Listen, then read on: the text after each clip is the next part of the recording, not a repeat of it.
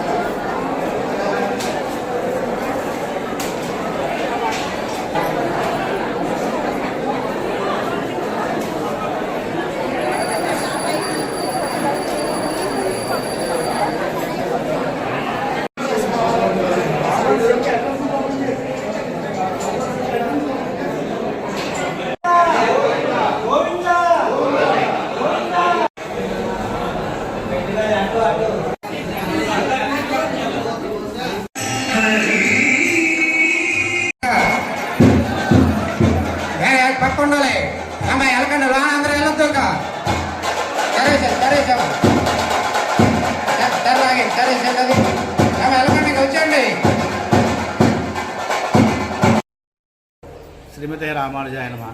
శ్రీ ఆదికేశవ పరబ్రహ్మణాయ నమః.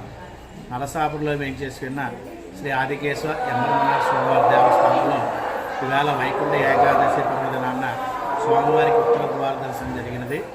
ఈ ఉత్తర ద్వార దర్శనం విశేషం ఏంటంటే అన్ని చోట్ల వేరు, ఇక్కడ రామానుజాచార్యులతో వారి ముందుగా వేయించేపు చేసి వారితో పాటు సేవించుకోవటం అనేది చాలా విశేషం. అందుకని ఇక్కడ ఆచార్య సన్నిధి కనుక ఆచార్యుల ద్వారా మోక్ష మార్గం పొందాలని స్వామివారిని సేవించుకుంటూ భక్తులందరూ కూడా స్వామివారితో పాటు సేవించుకుంటారు. అందుకని ఇక్కడ ముక్కోటి ఏకాదశి అంటే కోవిల అంటే ముక్కోటి ఏకాదశి అనేది బాగా ప్రసిద్ధినాంచింది. అందుకని అందరూ కూడా ఈ భక్తులు వచ్చి ఈ ద్వార దర్శనాన్ని సేవించుకున్నారు. అందరూ కూడా విశేషంగా శ్రీపెరంబుదూరు నుంచి మద్రాసు నుంచి అన్ని చోట్ల నుంచి కూడా బస్సులు వేసుకొచ్చి స్వామివారిని సేవించుకుని వెళ్తూ ఉంటారు. ఈయన సమతామూర్తి రామానుజాచార్యులు అన్న, ఉడేవర్లన్న, భాష్కరన్న, ఇతరాజులన్న, ఎంబరమనాథ వారే వారి ప్రధానమైన ఆలయం ఆచార్య సన్నిధి. ఆచార్య వైభవం బాగా జరుగుతూ ఉంటాయి. ఏప్రిల్ మేలో బ్రహ్మోత్సవాలు, ధనుర్మాస ఉత్సవాలు, నవరాత్రి ఉత్సవాలు కూడా జరుగుతూ ఉంటాయి. మనవనమోహనోత్సవాలు 10 రోజులు, నంబాలోత్సవాలు 5 రోజులు, తిరుమంగయాల ఉత్సవాలు 5 రోజులు జరుగుతూ ఉంటాయి. చాలా విశేషంగా జరుగుతూ ఉంటాయి. జై శ్రీమన్నారాయణ. శ్రీమతే రామానుజాయన శ్రీ ఆదికేశవ పరబ్రహ్మణ్య. ఈరోజు ముక్కోటి ఏకాదశి. ఈ ముక్కోటి ఏకాదశి పర్వదినం సందర్భంగా శ్రీ నరసాపురంలో వేయించేసినటువంటి శ్రీ ఆదికేశవ ఎంబరమనాథ స్వామి దేవస్థానంలో చాలా భారీ ఏర్పాట్లు చేశారు. ఈ ఆలయానికి ఆలయ నిర్మాత కుప్పాల రామనప్ప నాయుడు గారు, ఆయన వంశస్థులైనటువంటి కుప్పాల ఆదినారాయణ గారు, నా పేరు కుప్పాల వెంకటకృష్ణారావు. మేము వంశపారమ్య ధర్మకర్తలుగా ఇక్కడ వ్యవహరిస్తున్నాం.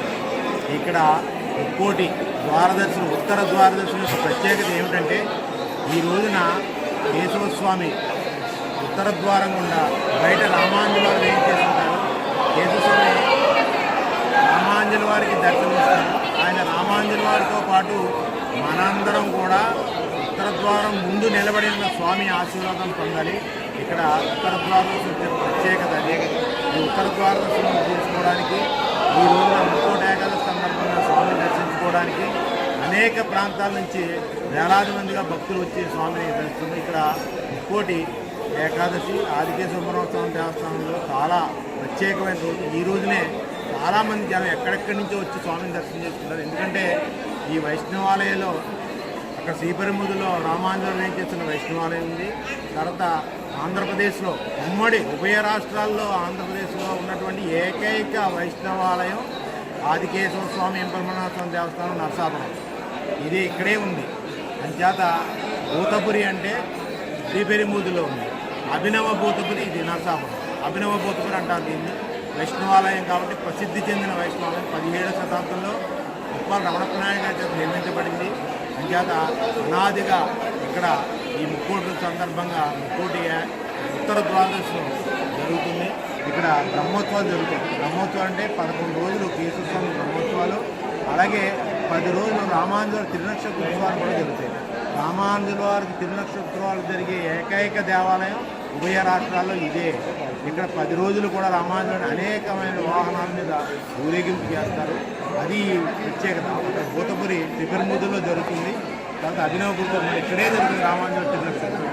కాబట్టి భక్తులందరూ కూడా స్వామిని దర్శించుకుని ఉచిత ప్రసాద ఏర్పాట్లు కూడా చేశారు. ప్రసాదం తీసుకుని ఆ స్వామి ఆశీర్వాదం పొందాలని కోరుతున్నారు. మరిన్ని తాజా వార్తా విశేషాల కోసం M News ను సబ్స్క్రైబ్ చేయండి, మీ మిత్రులకు షేర్ చేయండి.